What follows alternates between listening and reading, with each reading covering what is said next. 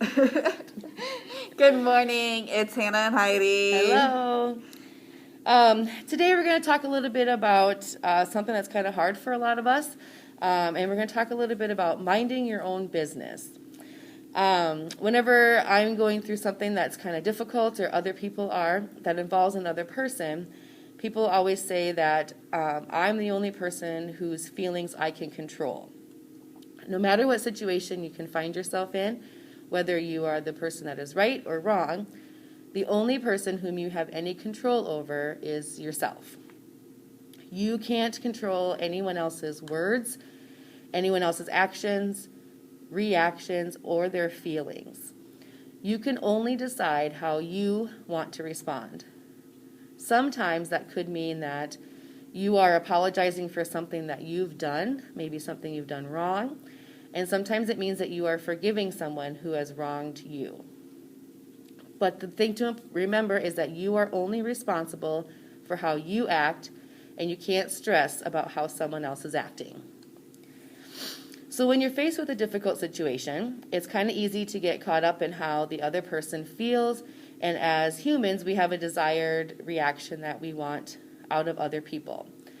You're not always going to get the reaction that you want, and you're not always responsible for that.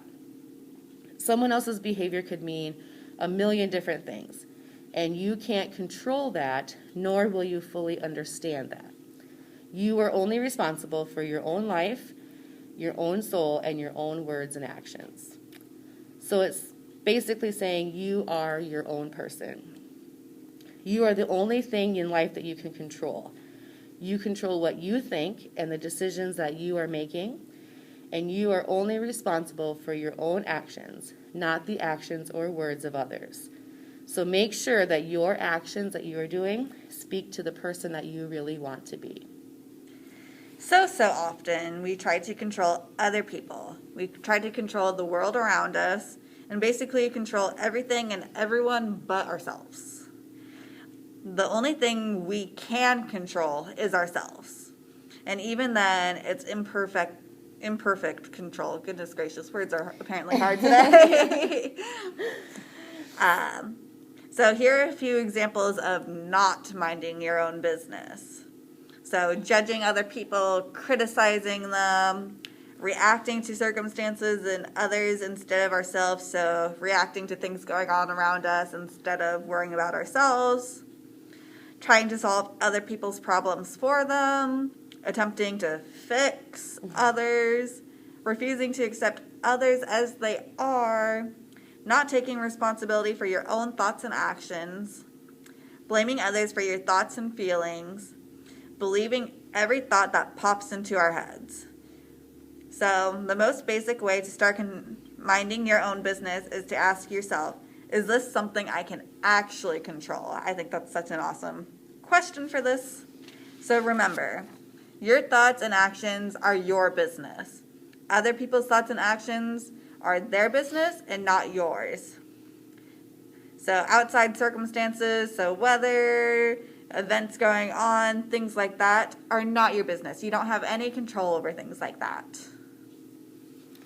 One way to help stay out of other people's business is to accept others as they are. It means that you accept people for who they are.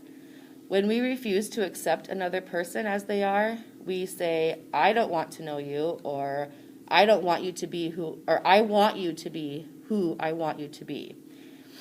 We can accept that some people are maybe high-strung, maybe they talk loudly, they're sometimes always late, they like things that we think are really boring, they believe things that maybe we don't believe in, or do things that we don't agree with. But we have to accept that as a reality, and we have to love them anyway. So make sure that you're listening to other people without judging or trying to fix them. No one is broken. When someone talks to you about a problem, please keep in mind that there's nothing that they want you to fix. Your role is to listen to what they have to say. So when someone talks to you, listen and try to understand what they're trying to say. So step 2 of minding your business. Take responsibility for you. Taking responsibility for you means knowing that no one makes you do or feel anything. That is your own power. You always have a choice. Minding your own business is completely taking ownership of your decisions, good or bad. Yes. Yeah. For example, you don't have to go to work. You don't have to pay taxes. You don't have to do those things because you want the result, like getting a pay, or you choose to. I can't read it either today. So you choose those things because you want the result, like getting your paycheck. Because if Heidi and I didn't show up, we'd be broker than we are. Or because you don't want to deal with the consequences of not doing them.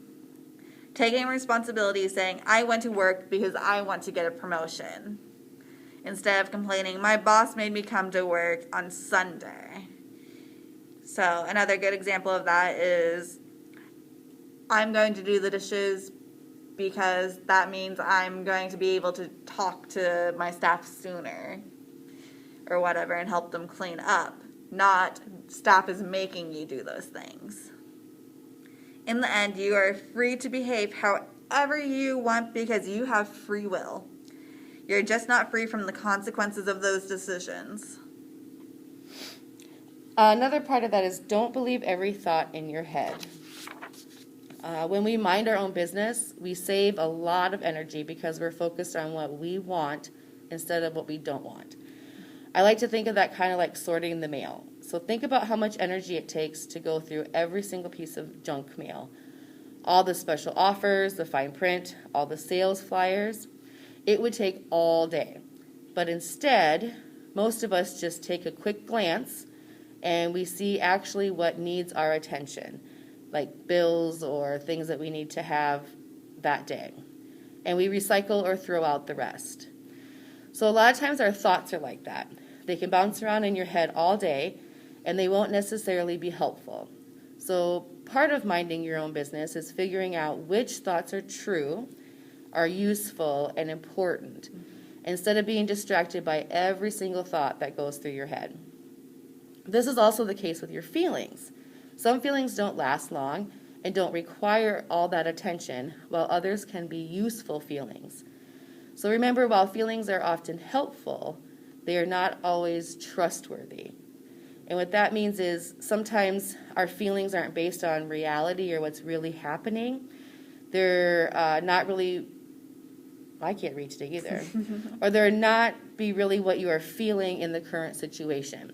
Where Hannah and I have talked about that before, like if it's a feeling when we're feeling upset, sometimes that's not really how we truly feel. We just say things because we're upset.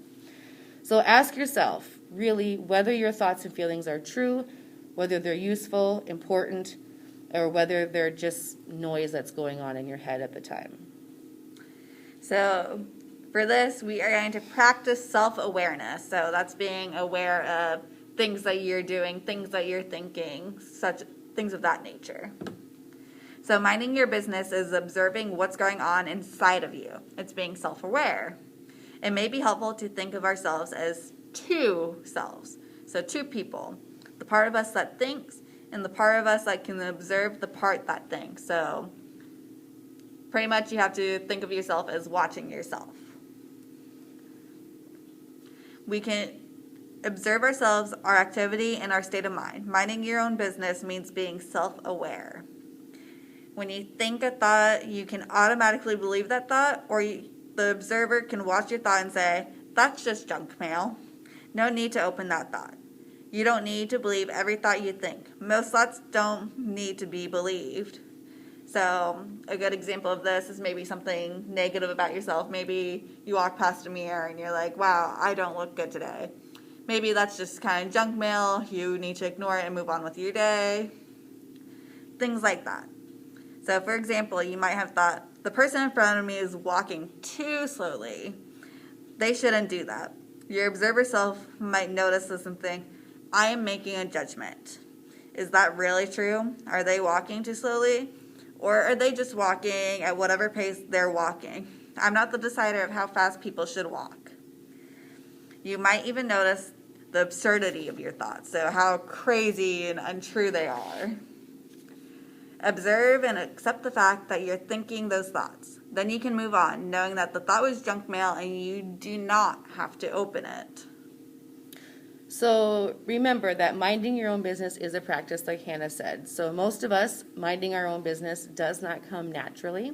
It is a practice, like everything else in life.